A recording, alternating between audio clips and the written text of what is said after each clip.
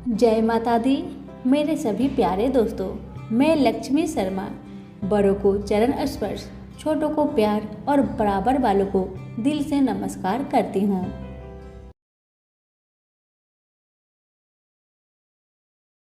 आज की कथा में आप सभी सुनेंगे पिपलाद और शनि भगवान की कथा।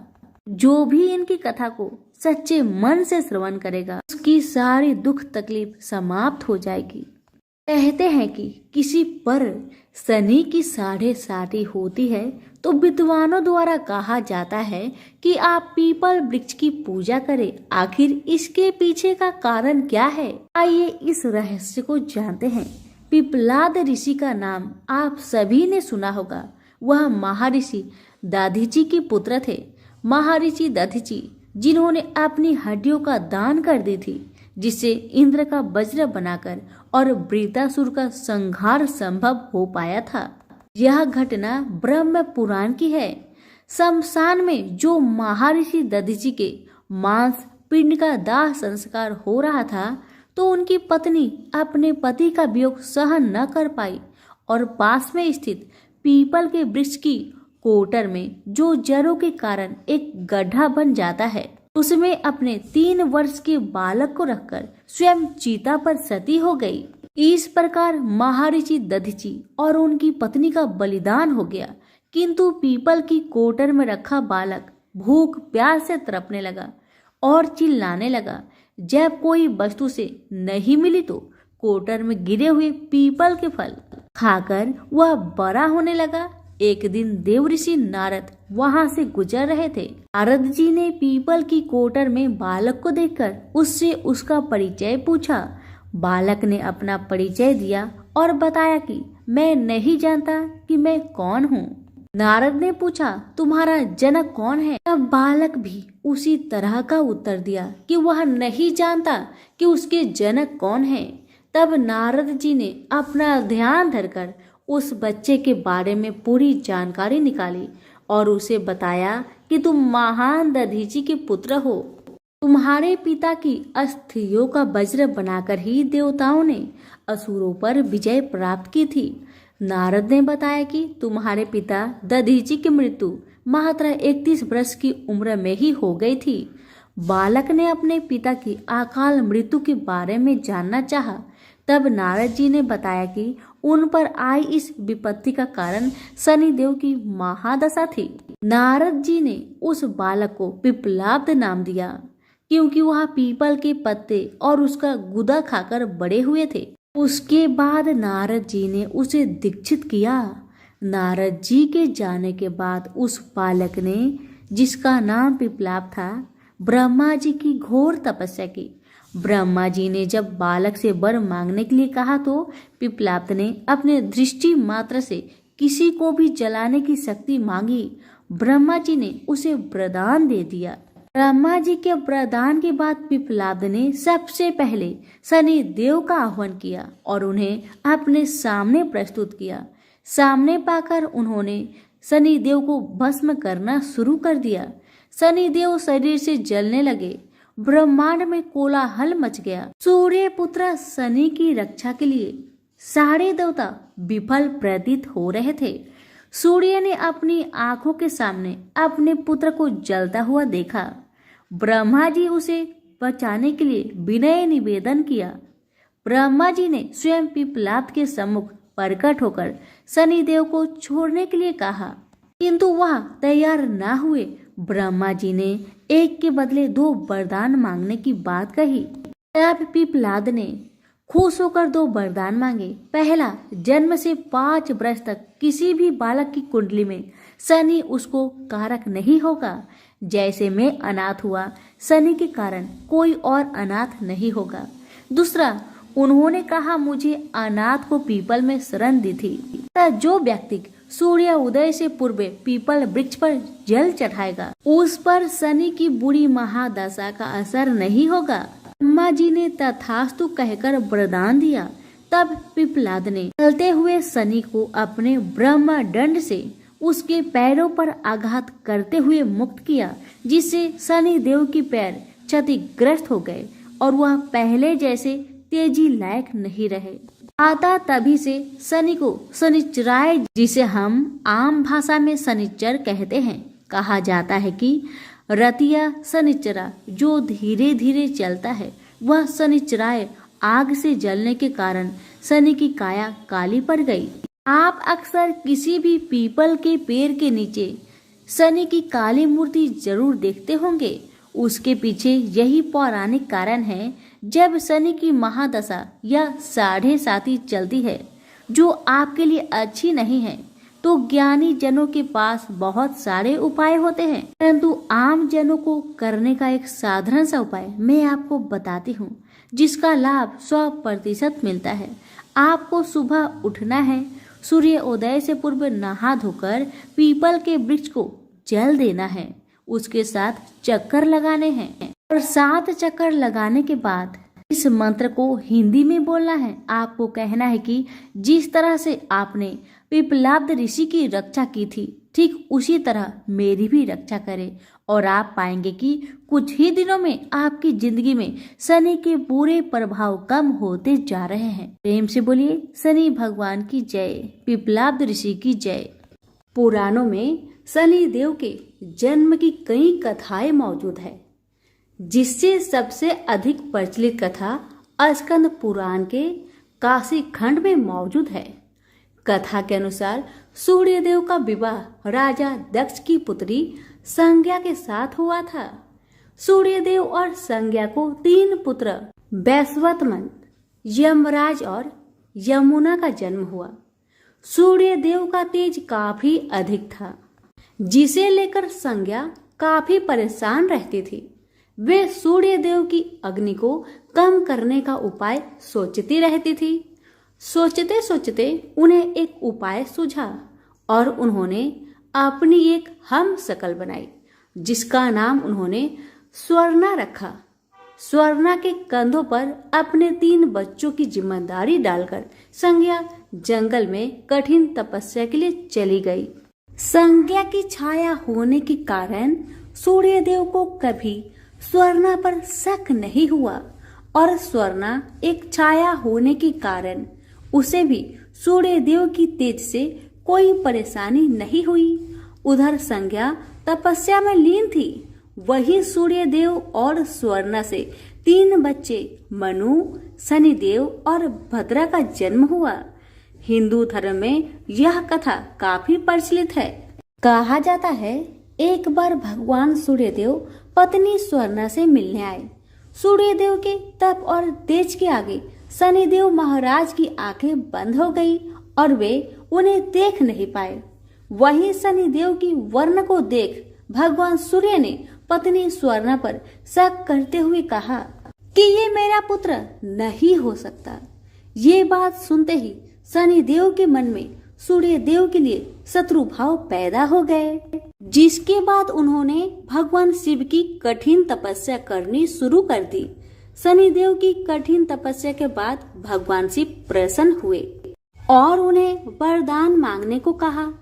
इस बात पर शनिदेव ने शिव जी से कहा कि सूर्यदेव मेरी माँ का अनादर और प्रताड़ित करते हैं, जिस वजह से उनकी माता को हमेशा अपमानित होना पड़ता है। उन्होंने सूर्यदेव से ज्यादा शक्तिशाली और पूजनीय होने का वरदान मांगा। शनिदेव की इस मांग पर उन्होंने शनिदेव को 9 ग्रहों का स्वामी होने का वरदान दिया। उन्हें सबसे श्रेष्ठ स्थान की प्राप्ति हुई। इतना ही नहीं, उन्हें ये भी वरदान दिया गया कि सिर्फ मानव जातक का ही नहीं, बल्कि देवता, असुर, गंधर्व, नाग और जगत के सभी प्राणी उनसे भयभीत रहेंगे। प्रेम से बोलिए शनि महाराज की जय हो। एक ब्राह्मण को सपने में नीली घोड़ी पर नीले कपड़े पहने एक आदमी दिखाई देता है और कहता है, हे ब्राह्मण देवता, मैं तेरे लगूंगा। ब्राह्मण घबरा कर उठ गया। अगले दिन यही सपना उसे फिर आता है। यह सपना उसे रोज आने लगा। वह परेशान हो गया और चिंता के मारे दुबला होने लगा। उसकी पत्नी ने कारण पूछा तो उसने सपने के बारे में बताया। ब्राह्मणी बोली, वे अवश्य ही शनि महाराज होंगे। अब की बार देखे तो कहना लग जाओ, पर सवा पहर से ज्यादा मत लगना। उस दिन सपना आने पर ब्राह्मण ने कहा, लग जाओ, पर कितने समय के लिए लगोगे? शनि जी बोले, 7.5 वर्ष का लगूंगा। ब्राह्मण ने कहा, क्षमा करे शनि जी, इतना भारी तो मुझसे झेला नहीं जाएगा। तब शनि जी बोले, तो 5 वर्ष का लग जाऊंगा। ब्राह्मण बोला, यह भी मेरे लिए ज्यादा है। शनि जी बोले, 2.5 साल का लग जाओ। ब्राह्मण ने मना किया तो शनि जी कहने लगे, सवा पहर का तो लगूंगा ही, इतना तो कोढ़ी कलंगी भिखारी के भी लग जाता हूँ। तब ब्राह्मण ने कहा, ठीक है। ब्राह्मण को सवा पहर की शनि की दशा लग गई। ब्राह्मण ने नींद से जाकर ब्राह्मणी से कहा, मेरी सवा पहर शनि की दशा लग गई है, इसलिए मैं जंगल में जाकर यह समय बिताऊंगा।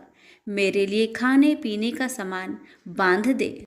मेरे पीछे से किसी से लड़ाई झगड़ा ना हो, इसका ध्यान रखना। ज्यादातर घर में ही रहना, बच्चों का भी ध्यान रखना। इस सवा पहर के समय में कोई गाली भी दे तो चुपचाप सुन लेना, बहस मत करना। यह सब समझाकर ब्राह्मण जंगल में चला गया। जंगल में ब्राह्मण एक पीपल के पेड़ के नीचे बैठ गया और हनुमान जी का पाठ करने लगा। एक पहर बीत गया। ब्राह्मण ने सोचा बाकी बचा समय रास्ते में बीत जाएगा, इसलिए वहां से चल दिया। रास्ते में एक बाड़ी में मतीरे लगे देखे।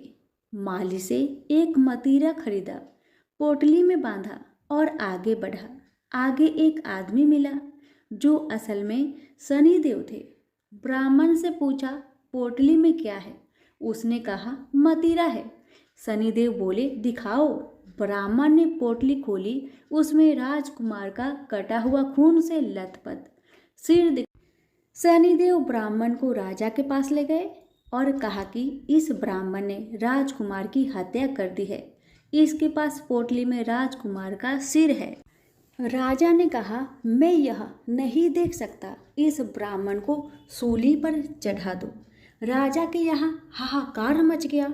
ब्राह्मण को सूली पर चढ़ाने से पहले पूछा गया कि उसकी कोई आखिरी इच्छा हो तो बताए। ब्राह्मण ने सोचा किसी तरह सवा पहर पूरा करना होगा। उसने कहा, वह रोज बालाजी की कथा सुनता है, मरने से पहले अंतिम बार बालाजी की कथा सुनना चाहता हूँ। ब्राह्मण को कथा सुनाने का प्रबंध किया गया। कथा कहते कहते सवा पहर पूरा हो गया। शनि की दशा टलते ही राजकुमार शिकार खेर कर लौटता हुआ दिखाई दिया। राजकुमार को आता देख राजा बहुत खुश हुआ, लेकिन उसे निर्दोष ब्राह्मण की हत्या का दोष लगने का डर सताने लगा। उसने तुरंत घुड़सवार सैनिकों को ब्राह्मण को आदर सहित ले आने के लिए भेजा। ब्राह्मण राज दरबार में आया तो राजा ने क्षमा मांगी और पोटली दिखाने के लिए कहा। पोटली खोली तो उसमें मतीरा था। राजा ने इन सब के बारे में पूछा तो ब्राह्मण ने बताया, मुझे सवा पहर की शनिचर की दशा लगी थी, इस कारण यह सब तमाशा हुआ। राजा ने पूछा, यह दशा कैसे टलती है? ब्राह्मण बोला, राजा, ये सेठ के लगे तो काला हाथी या काला घोड़ा दान करे, गरीब के लगे तो पीपल की पूजा करे। तब बोले, साचा शनिचर कहिए, जाके पाव सदा ही पड़िए। शनि की कहानी सुने, तिल का तेल और काला उड़द दान करे, काले कुत्ते को तेल से चूपर कर रोटी खिलाए तो शनिचर की दशा उतर जाती है। राजा ने उसे मतीरा वापस दे दिया। घर आकर ब्राह्मण ने मतीरा काटा तो उसके बीज की जगह हीरे मोती निकले। ब्राह्मणी ने पूछा, यह कहाँ से लाए? आप तो कह रहे थे शनि की दशा लगी है। ब्राह्मण ने कहा, जब दशा लगी थी तो यही मतीरा राजकुमार का सिर बन गया था। उतरती दशा के शनि जी निहाल कर गए। हे शनि देवता, जैसे ब्राह्मण के शनि की दशा लगी वैसे किसी के ना लगे। निहाल सबको करे। प्रेम से बोलिए शनि महाराज की जय हो। एक समय स्वर्गलोक में सबसे बड़ा कौन कि प्रश्न पर 9 ग्रह में वाद विवाद हो गया। विवाद इतना बढ़ा कि परस्पर भयंकर युद्ध की स्थिति बन गई। निर्णय के लिए सभी देवता देवराज इंद्र के पास पहुंचे और बोले, हे देवराज, आपको निर्णय करना होगा कि हम में से सबसे बड़ा कौन है। देवताओं का प्रश्न सुनकर देवराज इंद्र उलझन में पड़ गए। इंद्र बोले, मैं इस प्रश्न का उत्तर देने में असमर्थ हूँ। हम सभी पृथ्वी लोक में उज्जैनी नगरी में राजा विक्रम आदित्य के पास चलते हैं। देवराज इंद्र सहित सभी ग्रह उज्जैनिया नगरी पहुंचे। महल में पहुंचकर जब देवताओं ने उनसे अपना प्रश्न पूछा तो राजा विक्रमादित्य भी कुछ देर के लिए परेशान हो उठे, क्योंकि सभी देवता अपनी अपनी शक्तियों के कारण महान थे। किसी को भी छोटा या बड़ा कह देने से उनके क्रोध के प्रकोप से भयंकर हानि पहुंच सकती थी। अचानक राजा विक्रमादित्य को एक उपाय सूझा और उन्होंने विभिन्न धातुओं स्वर्ण, रजत, कांसा, तांबा, सीसा, रांगा, जस्ता, अबरक व लोहे के 9 आसन बनवाए। धातुओं के गुणों के अनुसार सभी आसनों को एक दूसरे के पीछे रखवाकर उन्होंने देवताओं को अपने अपने सिंहासन पर बैठने को कहा। देवताओं के बैठने के बाद राजा विक्रमादित्य ने कहा, आपका निर्णय तो स्वयं हो गया। जो सबसे पहले सिंहासन पर विराजमान है वही सबसे बड़ा है। राजा विक्रमादित्य के निर्णय को सुनकर शनि देवता ने सबसे पीछे आसन पर बैठने के कारण अपने को छोटा जानकर क्रोधित होकर कहा, राजा विक्रमादित्य, तुमने मुझे सबसे पीछे बैठाकर मेरा अपमान किया है। तुम मेरी शक्तियां से परिचित नहीं हो। मैं तुम्हारा सर्वनाश कर दूंगा। शनि देव ने कहा, सूर्य एक राशि पर 1 महीने, चंद्रमा 2.25 दिन, मंगल 1.5 महीने, बुध और शुक्र 1 महीने, बृहस्पति 13 महीने रहते हैं। लेकिन मैं किसी राशि पर 7.5 वर्ष 7.5 तक रहता हूँ। बड़े बड़े देवताओं को मैंने अपने प्रकोप से पीड़ित किया है। राम को 7.5 के कारण ही वन में जाकर रहना पड़ा और रावण को 7.5 के कारण ही युद्ध में मृत्यु का शिकार बनना पड़ा।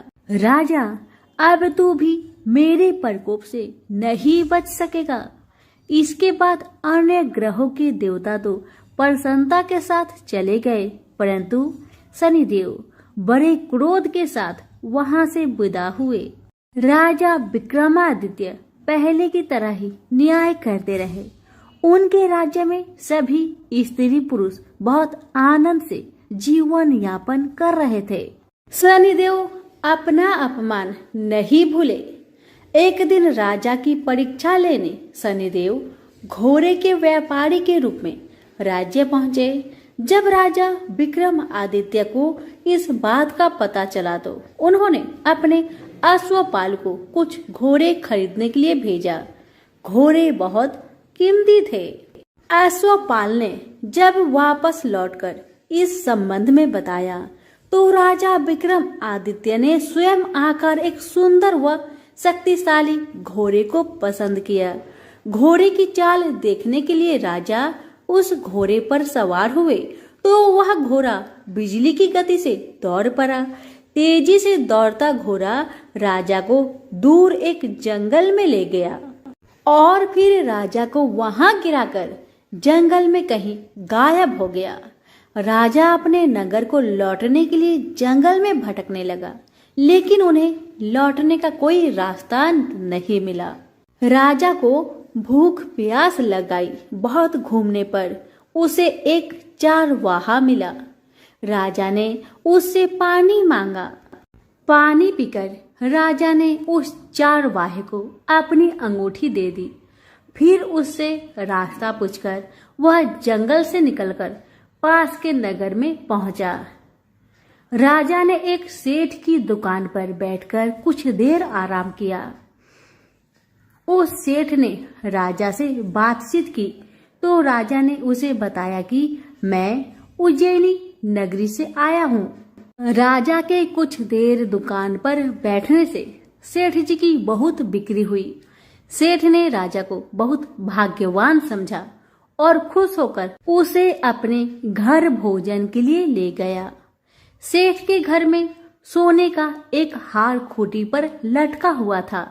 राजा को उस कमरे में छोड़कर सेठ कुछ देर के लिए बाहर गया। तभी एक आश्चर्यजनक घटना घटी।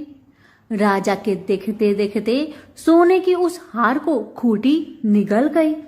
सेठ ने कमरे में लौटकर हार को गायब देखा तो चोरी का संदेह राजा पर ही किया, क्योंकि उस कमरे में राजा ही अकेला बैठा था।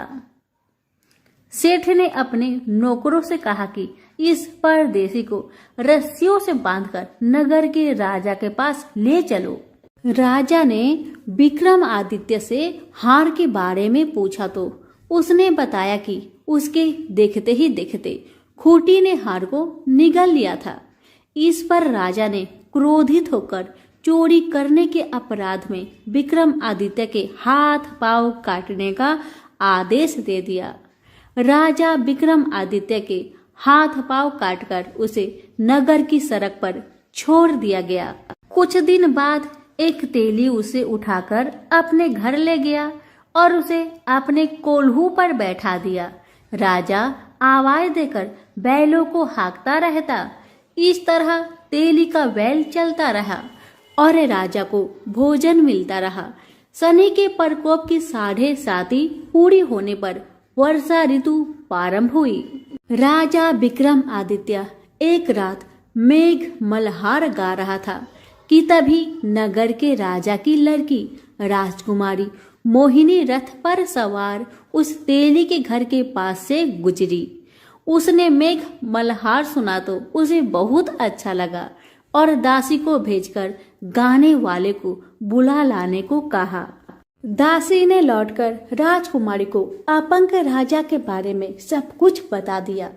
राजकुमारी उसके मेघ मल्हार से बहुत मोहित हुई, अतः उसने सब कुछ जानकर भी अपंग राजा से विवाह करने का निश्चय कर लिया। राजकुमारी ने अपने माता पिता से जब यह बात कही तो वे हैरान रह गए। रानी ने मोहिनी को समझाया, बेटी तेरे भाग्य में तो किसी राजा की रानी होना लिखा है, फिर तू उस अपंग से विवाह करके अपने पांव पर कुल्हाड़ी क्यों मार रही हो। राजकुमारी ने अपनी जिद नहीं छोड़ी। अपनी जिद पूरी कराने के लिए उसने भोजन करना छोड़ दिया और प्राण त्याग देने का निश्चय कर लिया। आखिर राजा रानी को बेबस होकर अपंग विक्रमादित्य से राजकुमारी का विवाह करना पड़ा।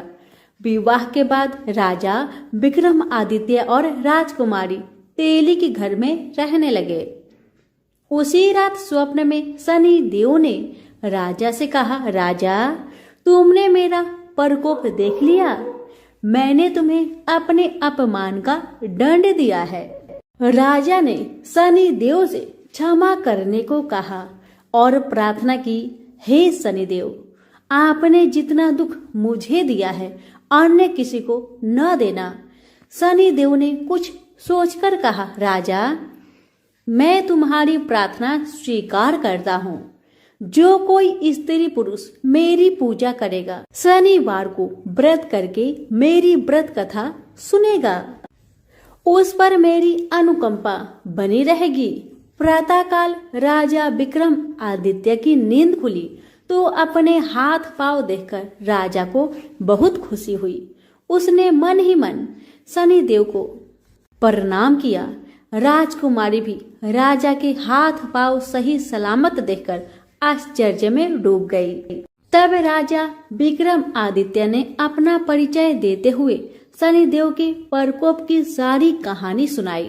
सेठ को जब इस बात का पता चला तो दौड़ता हुआ तेली के घर पहुंचा और राजा के चरणों में गिरकर क्षमा मांगने लगा। राजा ने उसे क्षमा कर दिया, क्योंकि यह सब तो शनिदेव का प्रकोप के कारण ही हुआ था। सेठ राजा को अपने घर ले गया और उसे भोजन कराया। भोजन करते समय वहां एक आश्चर्यजनक घटना घटी। सबके देखते देखते उस खूंटी ने हार उगल दिया। सेठ जी ने अपनी बेटी का विवाह भी राजा के साथ कर दिया और बहुत से स्वर्ण आभूषण, धन आदि देकर राजा को विदा किया। राजा विक्रमादित्य राजकुमारी मोहिनी और सेठ की बेटी के साथ उज्जैनी पहुंचे तो नगर वासियों ने हर्ष से उनका स्वागत किया।